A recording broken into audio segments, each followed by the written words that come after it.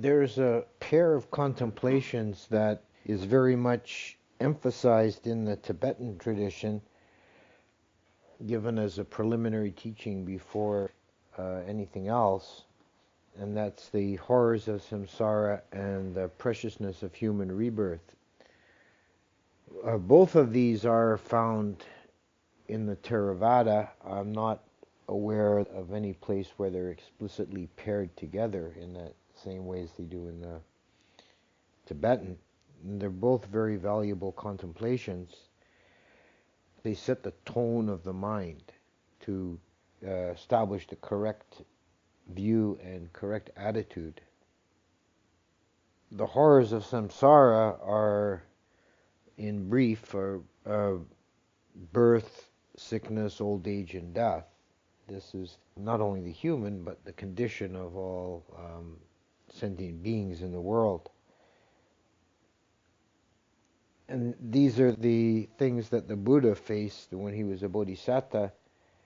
He faced very directly and sought to find a way to overcome or escape from these realities.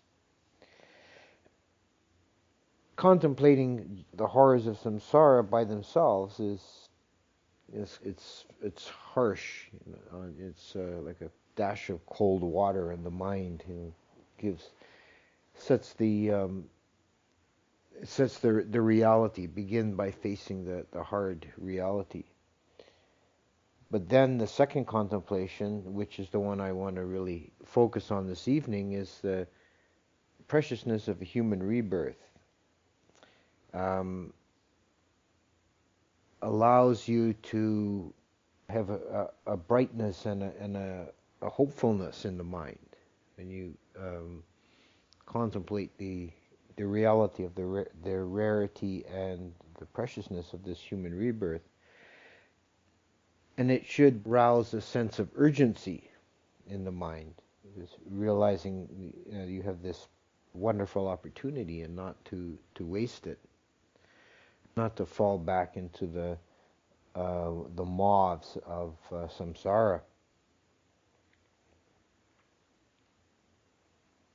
The simple fact of being human is something that we all too easily take for granted, as we are, human, and probably most of our friends and family are human, so we tend to take it for granted, and we think there's a lot of humans in the world. That currently, 6 billion? But it's really a trivial number compared to the number of lower animals, particularly if you counting the insects and worms and the little creatures in the sea. The samsara is vast, and the small fraction of samsaric existence is human. The Buddha said that for a being in the lower realm to find their way up to human birth is like a blind tortoise at the bottom of the sea, that once every 100 years it pokes its head above the surface of the ocean. And if it happens to put its head through a yolk that's floating in the ocean, that's the odds of being reborn human. There's also a series of short suttas in the Samyutta that talk about the various categories of rebirth and the possibilities. And it says, many are the beings in the lower realm that are reborn into the lower realm. Few are the beings in the lower realm that are reborn human. Many are the humans that fall into the lower realms. Few are the humans that are reborn human or higher. Many are the devas that fall to a lower state. Few are the devas that are reborn into a higher state. So the implication here is that the population structure of samsara is a pyramid, heavily weighted at the lower realms, and the higher you go, the more rarefied it is. And the humans are in the rarefied section.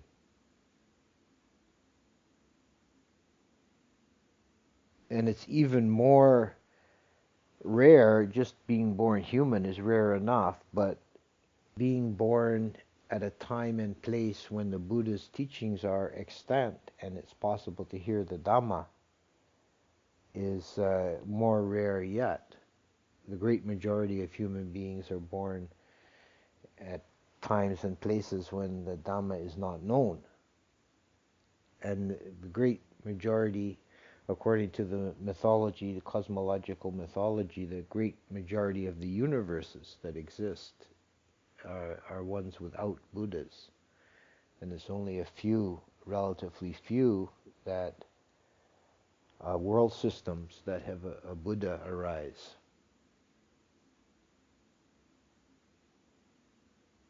So looked at in this way, if you can consider that you have already won an extremely difficult lottery. The odds of the situation of being a human being in a time and place and having when the Buddha's teaching is extant and having the ability and the inclination to practice the Dhamma is more difficult to win than 649.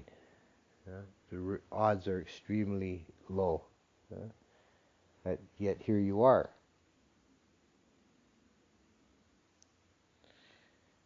It was worthwhile thinking a bit about what this means to be a human being. What exactly is this status, the state of a human being?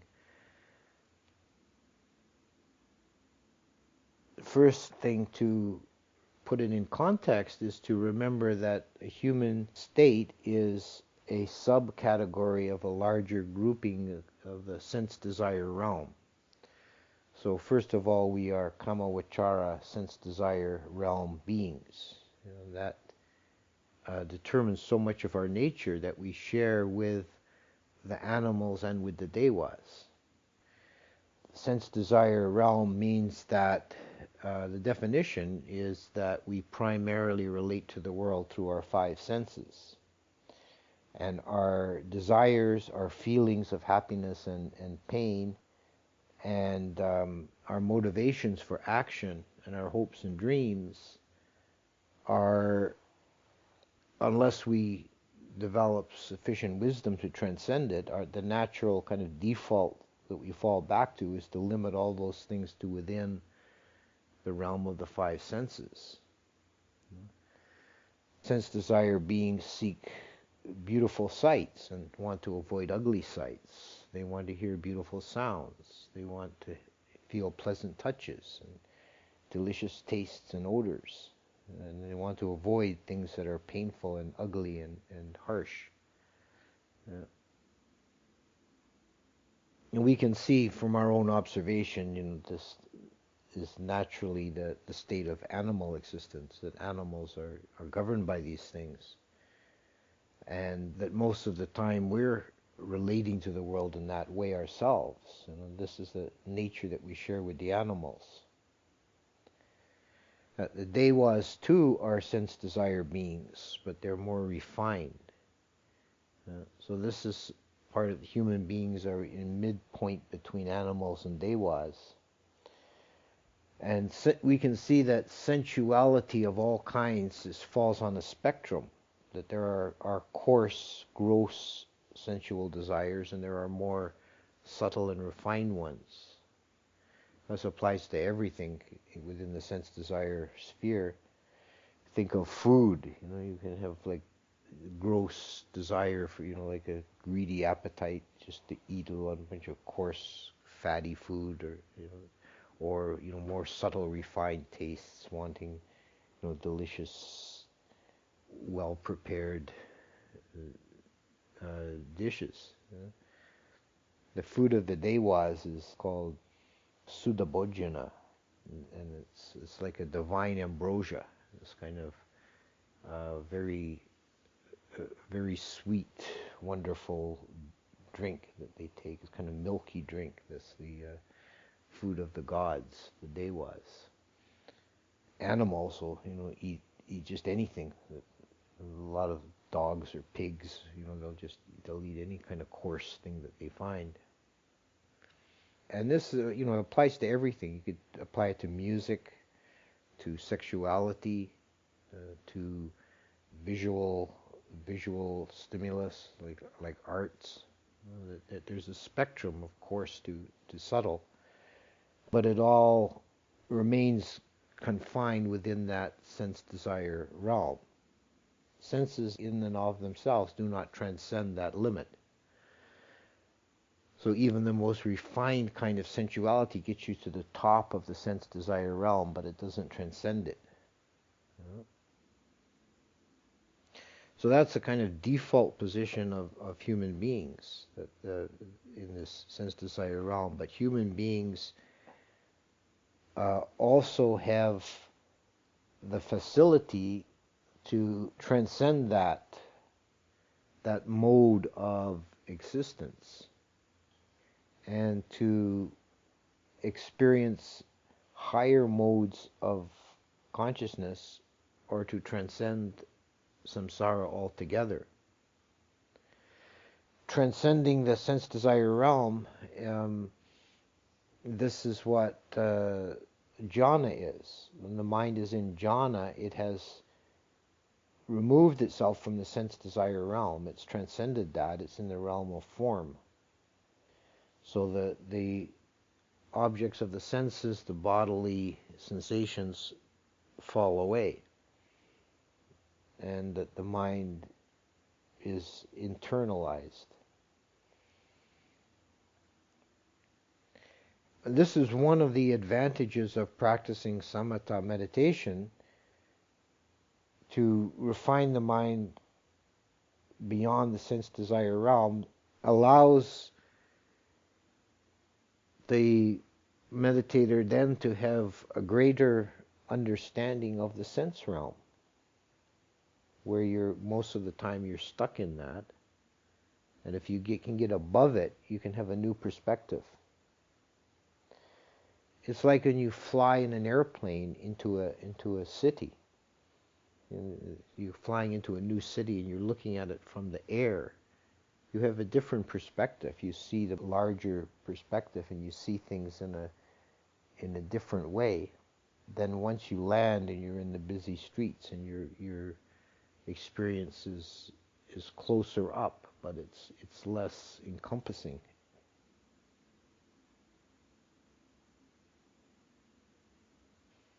The ability to transcend samsara altogether is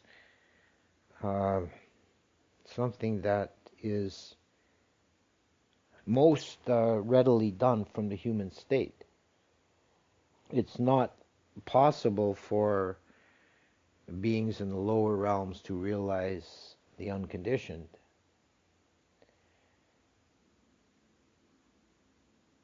There's a few stories about animals that took a higher rebirth. There's the horse Kantaka that Siddhartha rode out of the city. And when Siddhartha left him, the horse was broken-hearted, that he couldn't follow his master, and he died shortly thereafter and was reborn in the Dewa realm. And a bit more explicitly, there was the elephant that served the Buddha in the rainy season he spent in the forest because he couldn't abide in the company of the quarrelsome monks at Kosambi, so he spent the rainy season in the forest. And he was served by an elephant and a monkey. And the monkey, during the course of the rainy season, the monkey's story is fairly short. He died out of some foolish monkey shenanigans. But he got reborn into a higher realm. But the elephant stayed through the rainy season and followed the Buddha out at the end. But then when the Buddha came to the edge of the village, he turned around and he spoke to the elephant and he said, you, my friend, have served me well, and you have made much merit, but you are in an animal form. You cannot go any further. You cannot go into the world of men. It's dangerous for you, and you cannot attain to the paths and fruit in your animal state, but you have made merit for the future.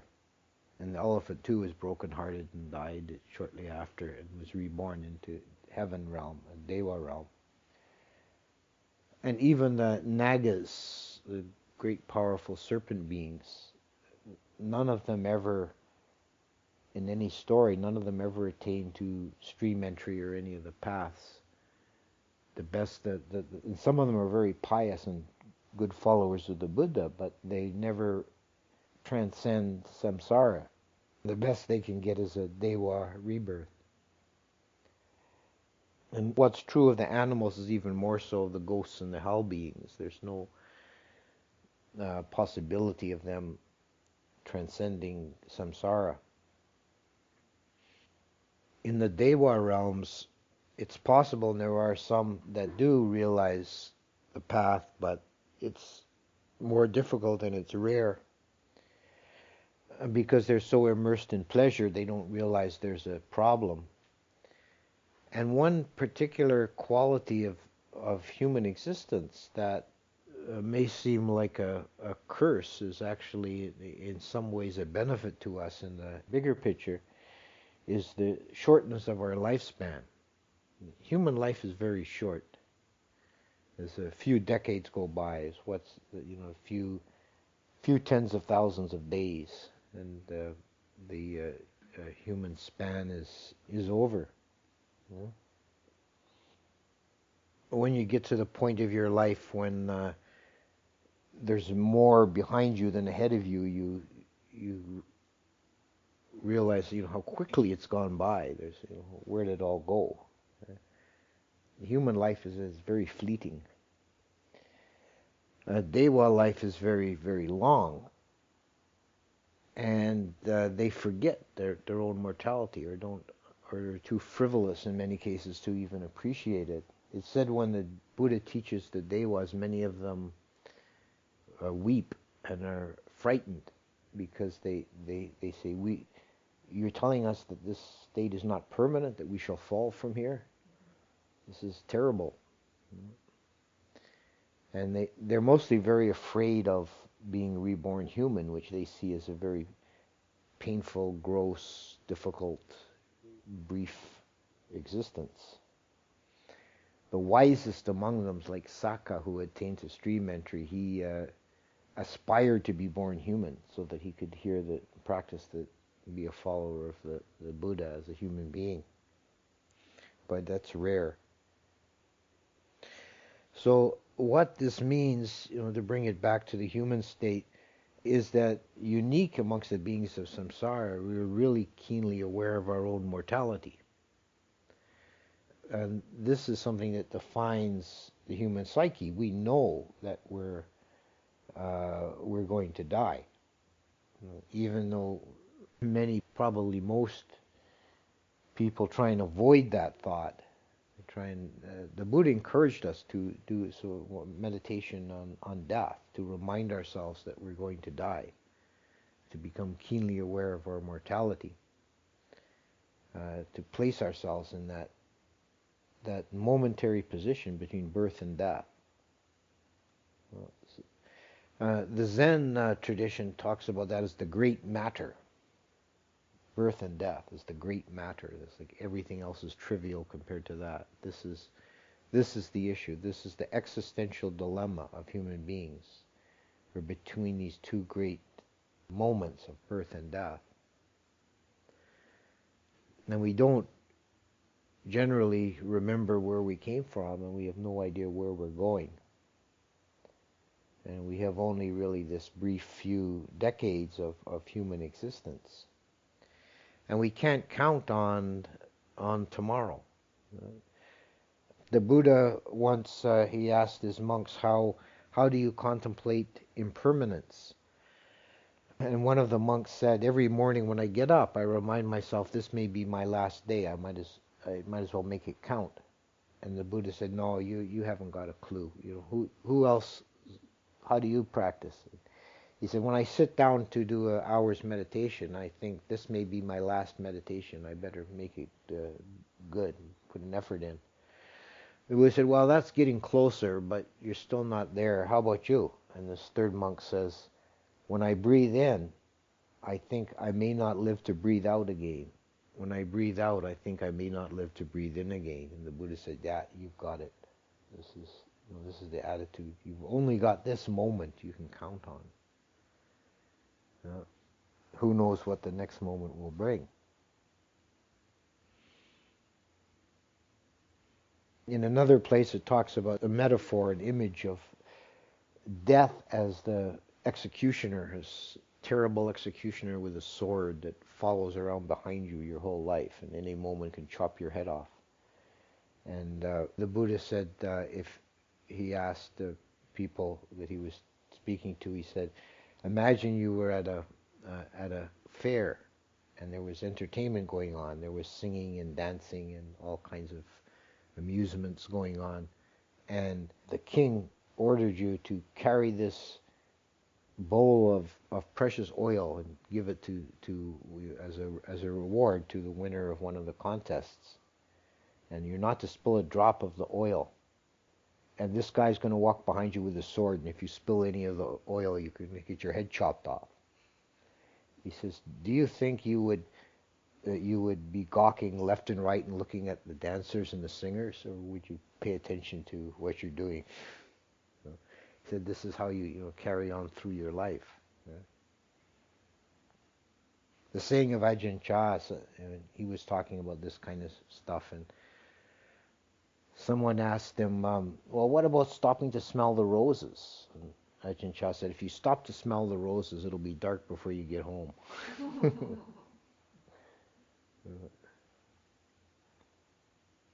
So this is the thing we have as human beings, is awareness of our mortality. You know? And we also have the faculty of wisdom. And this varies, of course, in degree between different individuals. Is one of the paramis or powers of a human being. And we tend to be self-critical, and this, particularly in our culture, we tend to be very self-denying. And probably some of you are thinking right now, well, I haven't got much wisdom. But think of this, that you have this much wisdom at least. You're here this evening sitting, listening to Dhamma. There are many more people at this very moment sitting in Newfie's pub. getting themselves blotto. Right?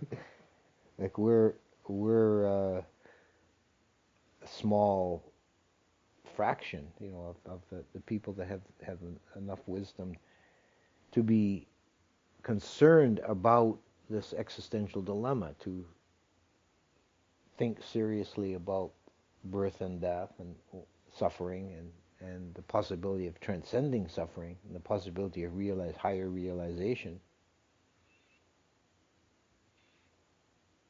Wisdom in Buddhism is understood as clear seeing, as seeing reality according to the actuality, seeing the true nature of things, seeing things as they actually are, not otherwise. This is something we can develop. We can start with the seed of whatever wisdom we have, and we can nourish it. This is by looking closely at reality. This is how you develop wisdom. And wisdom is panya, is to be distinguished from vidya, which is knowledge. And knowledge is valuable and useful, but it's not wisdom. Knowledge is the acquirement of facts and the ability to put things into context and have that kind of understanding. But wisdom is direct experiential confrontation with reality. And the acquirement of wisdom is not always easy, and it's not always pain-free. It's acquired by looking at reality as it actually is, so it means taking off the rose-colored glasses and seeing the true nature of body and mind, seeing the impermanence, suffering, and the emptiness. Seeing the actual reality of samsaric existence, and not some kind of Disneyland fantasy of everything's going to turn out all right, but just the reality of this impermanent suffering form. But it doesn't stop there. That would just be a bummer. If it just stopped at realizing the painful nature of samsara, then it's just painful to look at, and the mind recoils from that and wants to go back into fantasy land.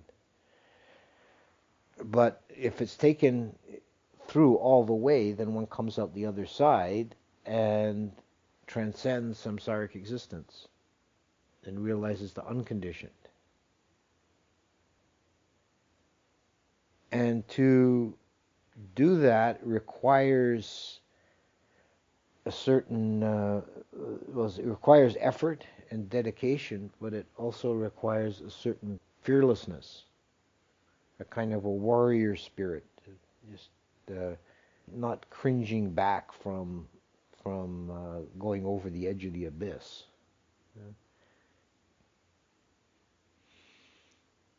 This is one of the theories, one of the methods of teaching that some Dhamma teachers use is to be very ferocious. You think of Ajahn Mahabua. His students are terrified of him.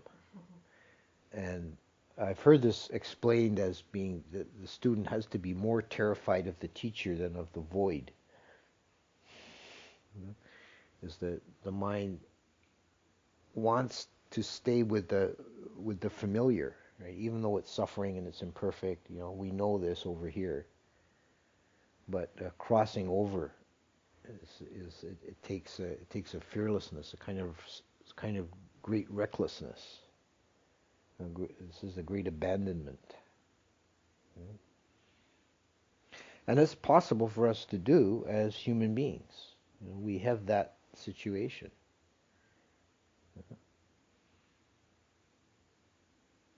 Another point that I thought would be worth making about the human condition is that although there's a great variety within the human state, we first of all, being sense desire realm beings, that we share with the animals and the devas a division into two genders.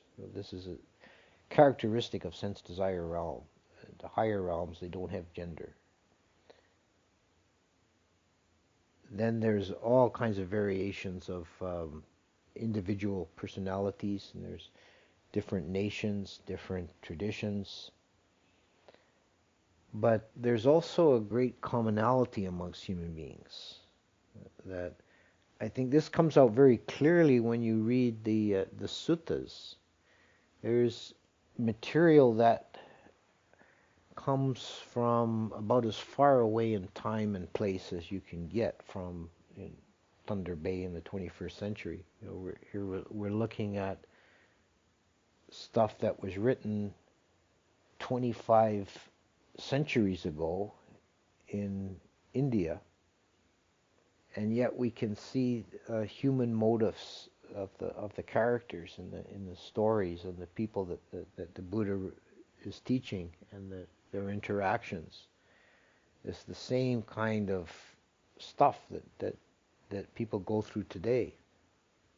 That human beings have the same kind of motivations, the same family ties, and love of spouse, and love of children, and sometimes difficulties with spouse and children, and quarreling, and greed for material possessions, and all the follies and vices. People dividing up into factions and tribes and going to war and killing each other. All this stuff is universal amongst human beings. We all do the same kind of foolish stuff, generation after generation. And there's cultural differences, but different nations, different cultures, they're playing out different. The culture is just like different window dressing on the same basic human motivations and desires. Different ways of dealing with the same human stuff. that's one reason I think that samsara is not perfectible. I don't personally believe you'll ever get a ideal perfected society, because human human nature is such that it won't allow it. Humans are just too full of defilements, and that you're never going to perfect human society. Then we have the three root defilements of confusion, desire, and ill will. And everything kind of boils down to that. And this is something that the unenlightened mass of humans share, but individuals have different variations of that. Some people are more confusion based, and some are more desire based, and some are more ill will based. That's one way of classifying human beings. The Visuddhimagga has a very interesting long section on that I think was intended for the benefit of teachers, to help them to see these qualities in their students and how to guide them. And one of the things that's particularly interesting is the different defilement types. When they start to mature spiritually, they unfold in different ways. That the desire type individual gravitates towards the devotional aspects. They like chanting and gorgeous altars and statues, and all this kind of the devotional end of things. That sensuality turns into an opening of the heart through that vehicle. The ill will type individual tends to progress more. They have little or no interest in that end of things. They tend to unfold more through the intellect. They gravitate to wanting to study Abhidhamma, do Vipassana, this kind of that end of things. And I think that's because the ill will turns into an impatience and with ignorance. They want to make an end of ignorance. In Mahayana Buddhism, the bodhisattva of wisdom is Manjushri, and his iconography is he's sitting with one hand, he's got a book open in his lap, and the other hand is a sword raised over his head. This is Manjushri. And the delusion type person, interestingly, they tend to develop the psychic powers more easily. And I think I understand that, in that a person who's very deluded and confused, when some little hint of psychic ability arises in their mind, like if they think they hear someone else's thoughts, they believe it right away, so they nourish that seed. Whereas a person who's more rationally inclined, has a more kind of down-to-earth view, something like that arises, they would dismiss it as their imagination. That's just nonsense. They would never nourish that seed. Yeah. I think that's how that works. Some people have heard this story before. It's a good one anyway. Some of you, I'm sure, haven't heard it. Story of my wandering in Thailand with this monk Wirajo, who was definitely a delusion type character. And we were on Tudong. The whole group of us were on Tudong from Kanchanaburi to Taodam, and it's a very remote part of Thailand on the Myanmar border, and sparsely populated. And it was really hot. And some of us were suffering. I don't like heat myself. Some of us were really suffering from the heat. And Ajahn Pasno said, he was leading the group, he said, anyone who wants to, you can rest in the daytime and go by dark, and it'd be cooler. So some of us started out doing that, and one by one, most of them rejoined the main group, except me and Wirajo. We got separated, and we kept going. And we got lost. We wandered down the wrong road, but then we found our way back to the main road. And I had been once before at that point to Taodam Virgil had not. So we were still a little doubtful we were on the right road, but I started to recognize some landmarks. I knew we were on the right road. And I told Virgil,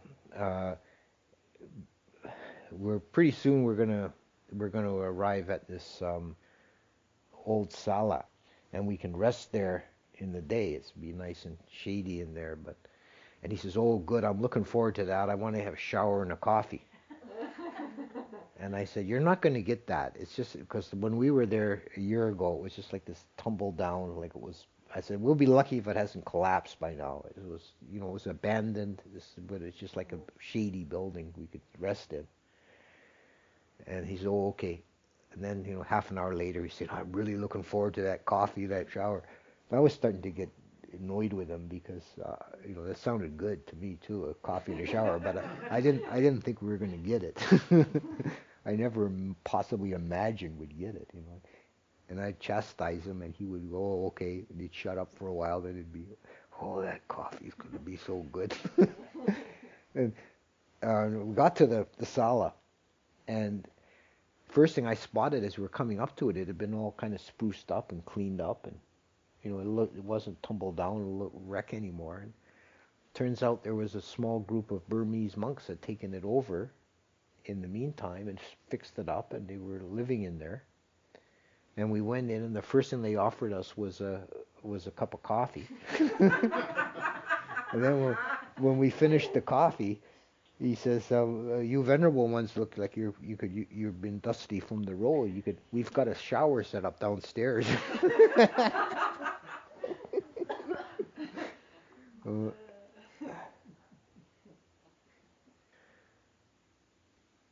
So there's these different ways that we unfold as human beings, and everybody's individual, everybody's journey is in some way unique. But we do have a great deal that is common. And that's what makes it possible for the Dhamma to be transmitted and carried on and taught. Because there's enough commonality between human beings, we can relate to it. We can read the suttas that were written so long ago and so far away, and they speak to us. Because they're speaking to the human condition. And those parts, those aspects of the human being's experience that are essential, that are core to being a human being. And the kind of the window dressing of the cultural manifestations and the mannerisms and the speech is secondary. It's peripheral to the core experience of being a human being. And we all have that situation. We're born, we live our life, and we're driven by all kinds of desires and ill will, and we're confused. But we've got the possibility of finding our way out of that maze and transcending the condition of not only of the sense desire realm, but transcending samsara altogether. We have that potential as human beings.